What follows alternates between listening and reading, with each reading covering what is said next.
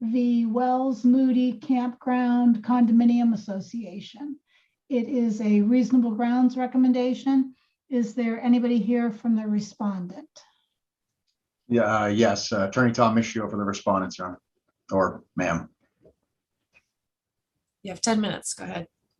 Thank you. So I'll try not to rehash any of the arguments we've made previous to today, but I want to touch on a couple of points that I think are most relevant to this commission's determination.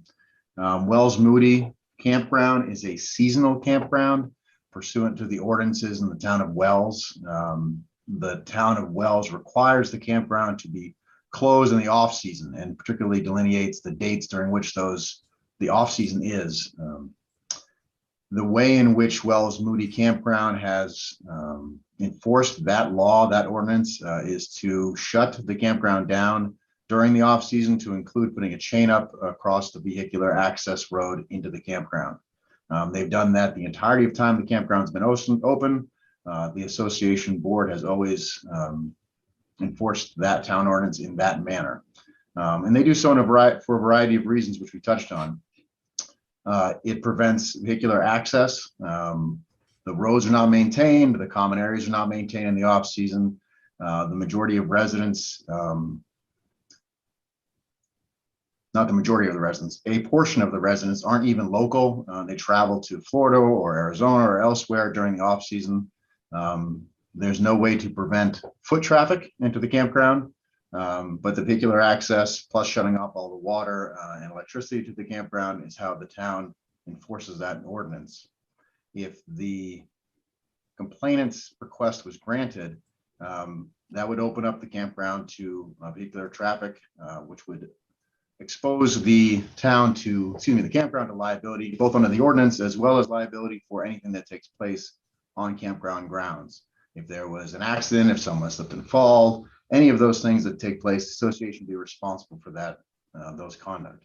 In addition, turning to the Maine Condominium Act, particularly section 4583, stating that nothing in the act may be construed to prohibit or limit the exercise of privilege of the agent having the right to enforce specifications in letting or in the furnishing of facilities or services in connection with the facilities that are consistent with the business necessity and are not based on the physical, mental disability.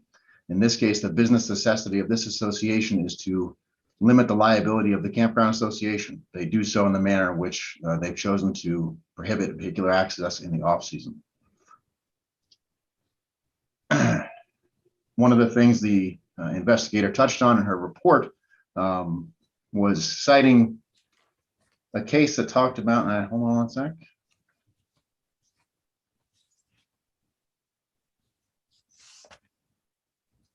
Yes.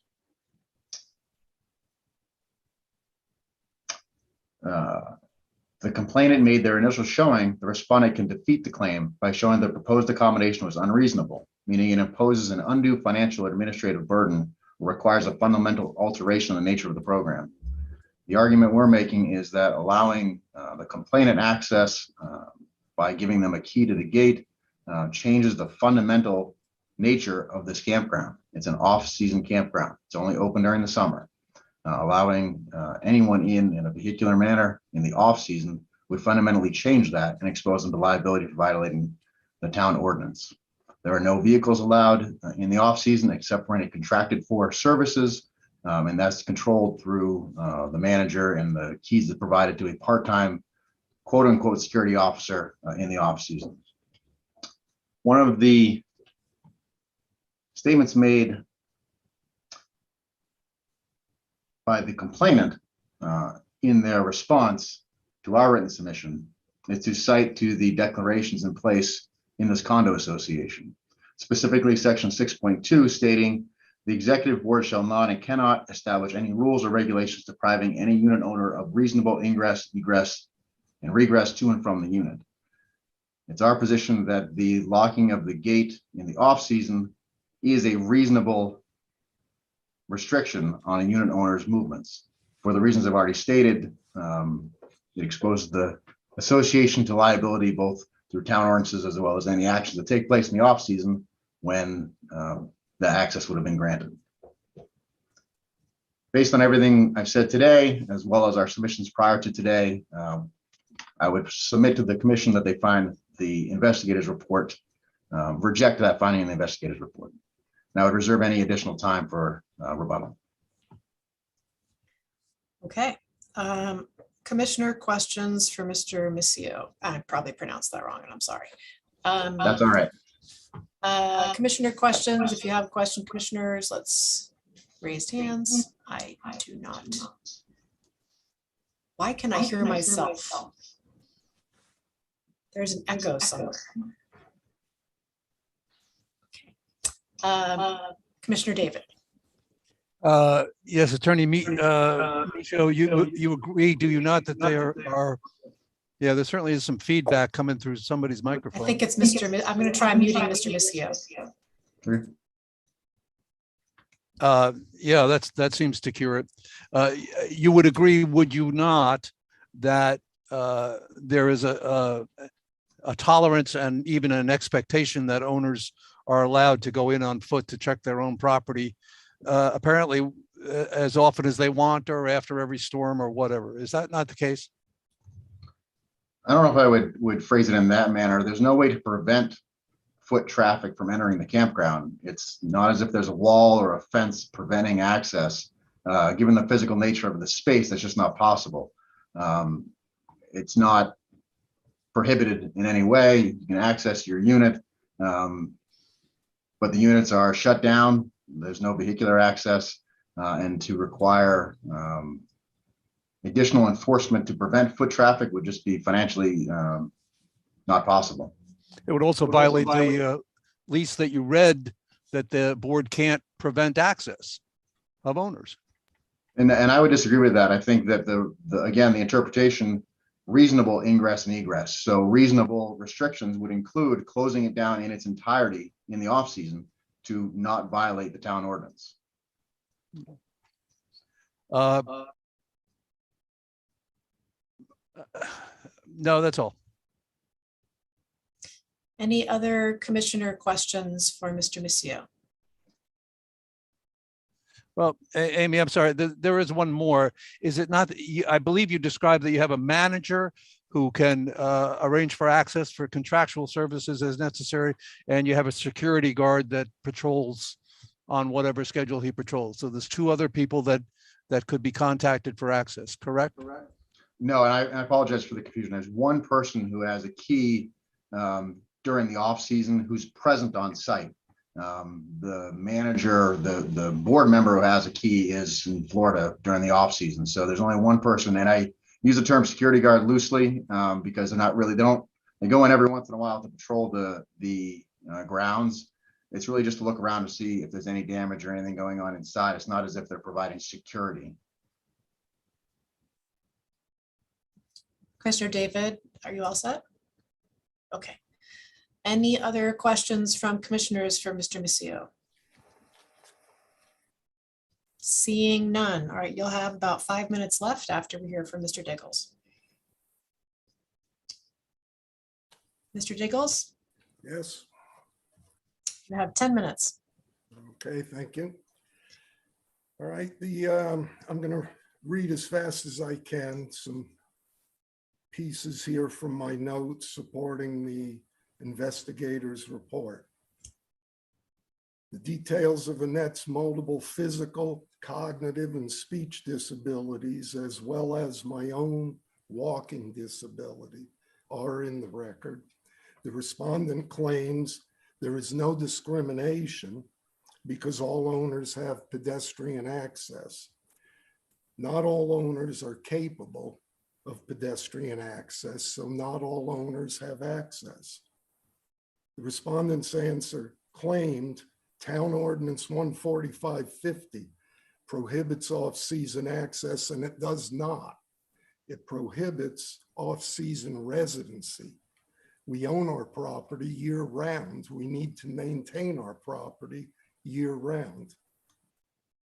I've submitted evidence in writing, photos, and a witness statement documenting our board having selectively granted off-season access for at least 10 other vehicles. and having permitted owners to store at least 3 units over the off-season. Their answer also cites Association Regulation 8 to deny us access. Regulation 8 says vehicles cannot be left in the park in the off-season. As I stated in the IRC, it's only common sense that a person incapable of walking in won't walk out. So it's not even possible for us to leave our vehicle in the park. The respondent also says Section 1601-106 of the Maine Condo Act supports denying us access. Your investigator was able to see that it doesn't. In the record is the wording of Section 1603-102, which we just heard. The Maine Condo Act limits the powers of all condo associations, year-round or seasonal, by saying the association may not deny a unit owner or occupant access. Also in the record is the declaration, which says the executive board shall not and cannot establish rules or regulations depriving any unit owner of reasonable ingress and egress. It's reasonable to go in and check your property as property owners do in the off-season all over the town of Wells. Our common element access lanes are owned equally by all members of the condo and serve as our right-of-way to our property. Maine courts have consistently ruled there can be no locked barriers across any right-of-way to which the owner of a landlocked property does not have a key. The investigator correctly found providing disabled access would violate no laws, but the law does require reasonable accommodations. In our case, a padlock key, $3, hardly a financial hardship and certainly not an administrative hardship. The answer claimed they had no knowledge of maintenance issues that occur in the off-season. Your investigators saw my written and photo evidence proving that claim was false. And as stated in her report, in the IRC, board members confirmed they knew of such issues. The answer claimed they had no knowledge of Annette's medical issues and disabilities. And in the IRC, your investigator learned that was another false claim. 3 other excuses the respondents cite repeatedly to deny access are no more than unfounded conjecture. And their own statements in the IRC prove that. Your investigator found those speculations have no basis in fact, and they do not nullify the Act's requirement to make a reasonable accommodation. An email is included in the witness statement in which our board president wrote, and I'll quote, "Foot traffic is always encouraged," end quote. But in the IRC, your investigator heard him backpedal away from that position by claiming pedestrian access is not condoned, allowed, or approved of by the board. It can't be both ways. The 3rd paragraph of the respondent's letter of January 3rd argues we are not being denied the opportunity to use and enjoy our property, but they are applying their own narrow definition to the words use and enjoy. When I go to check on our unit, Annette is denied the opportunity to use it simply to be there with me rather than being left sitting alone, unattended and helpless 700 feet out of my view. We both are denied the opportunity to enjoy peace of mind and knowing she's safe and I'm close at hand to attend to her. The witness statement, which includes emails and letters, documents denials of access to a disabled owner in 2011 and a disabled occupant in 2018. Now, at 52 minutes and 30 seconds into the IRC audio recording, we hear the board president explaining that if they give us a key, and I'll quote, then someone else may come in with a request for whatever reason. So the best way to control it is not get into the situation to begin with, end quote. The evidence is clear that this condo association has refused to accommodate disabled access for at least 10 years. And that evidence supports a finding of reasonable grounds. That's all I have. Thank you. Thank you, Mr. Diggles. Any commissioner questions for Mr. Diggles at this time? Commissioner O'Brien? Just one very quick question. There were four unit owners are on the board, correct? There were 5, but one sold his unit Okay, at but the end of the season, and they haven't replaced them. They will in the spring. okay, but how many total units are there? Do you know? How many total units? Yeah.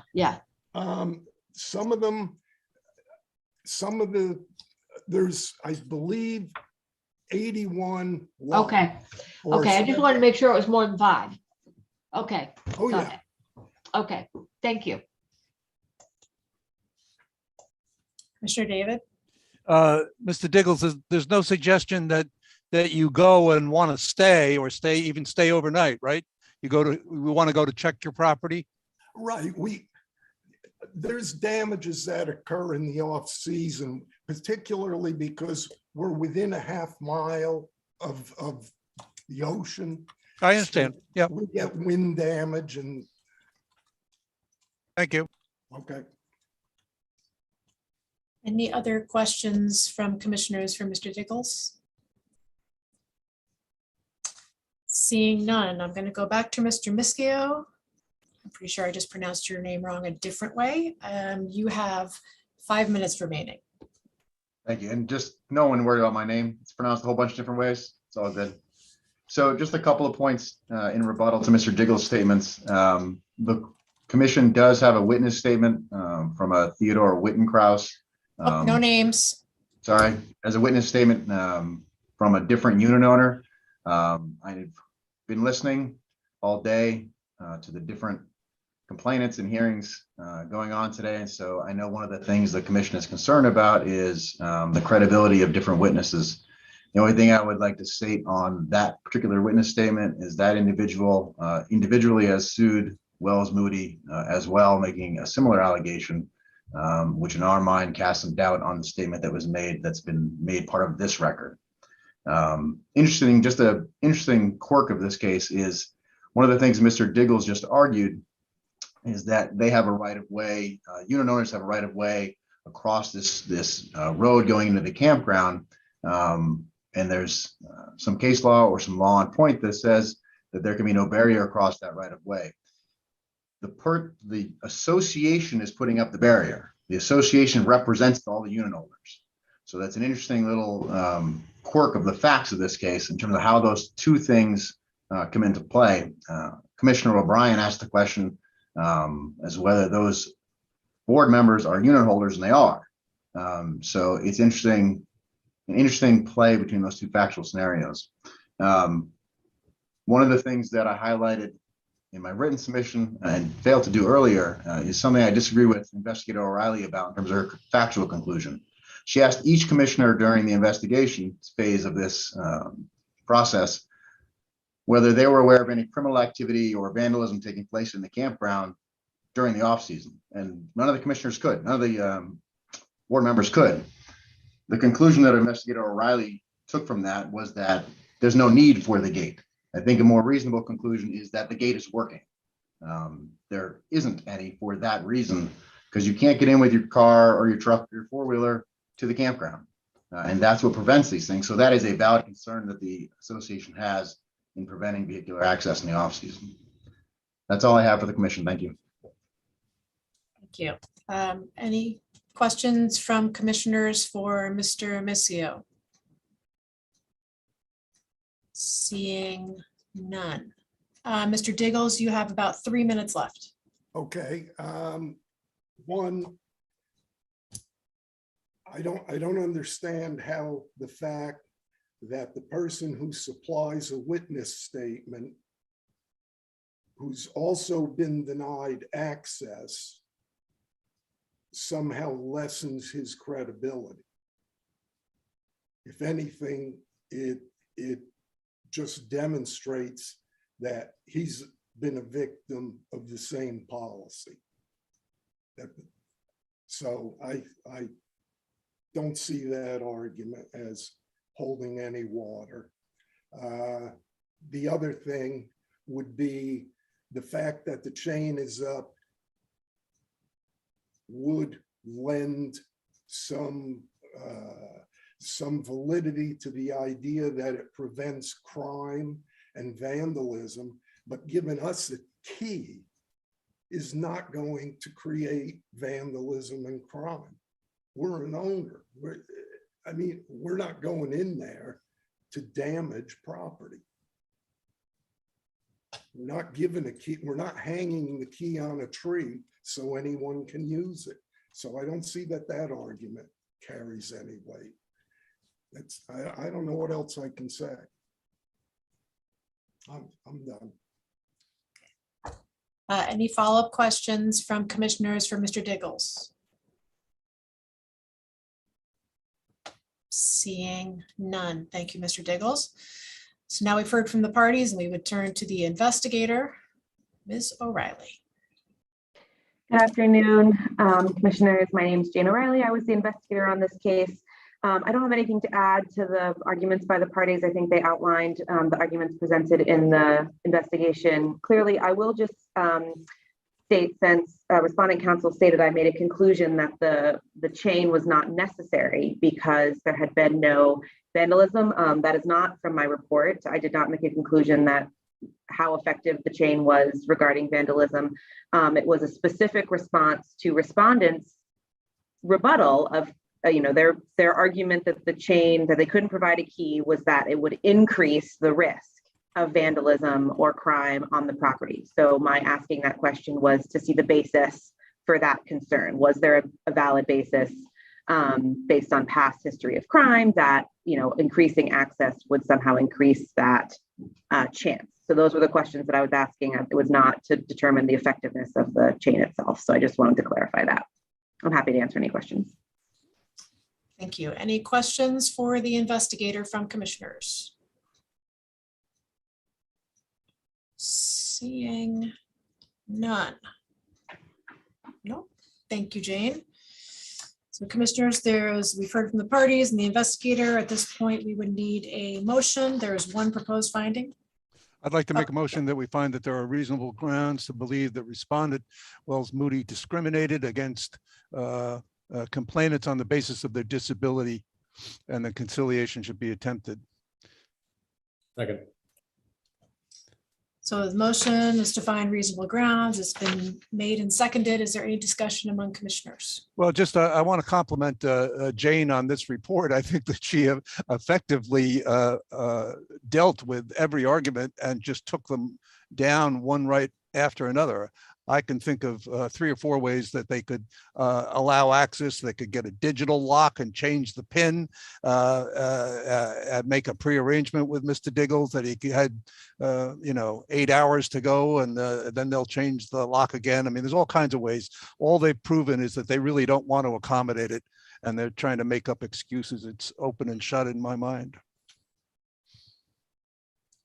I think even if we don't ascribe any sort of intent on the part of the respondent, I think this is a case of just a failure to understand the duty to accommodate. It's the argument, we treat everybody exactly the same way, and if we give a key to you, we have to give a key to everybody else, is actually not accurate. That's not how reasonable accommodation works. You only need to give a key or make some other accommodation to people who otherwise can't enjoy the benefits of, in this case, the tenancy, such as able-bodied people can enjoy it. So that's the only obligation you have, and you can take that counsel back to your client and tell them if we do in fact rule in favor of the motion, it doesn't mean that they need to give a key to everybody or treat everybody differently or anything like that. That's not how reasonable accommodation works. Any additional discussion from commissioners? Seeing none. The motion is to find reasonable grounds to believe that respondent discriminated against the complainants on the basis of disability. If you say yes, you are in agreement. Commissioner Whitworth. Yes. Commissioner Ashby. Yes. Thank you. Commissioner David. Yes. Commissioner Doosan. Yes. Commissioner O'Brien. Yes. So the finding is that there are reasonable grounds. The commission will send the parties and lawyers a letter confirming that and setting out the next steps in the process. Thank you both for your patience in waiting for this hearing, but it is concluded. And at this point, we would go into executive session. This link to the main meeting will stay open.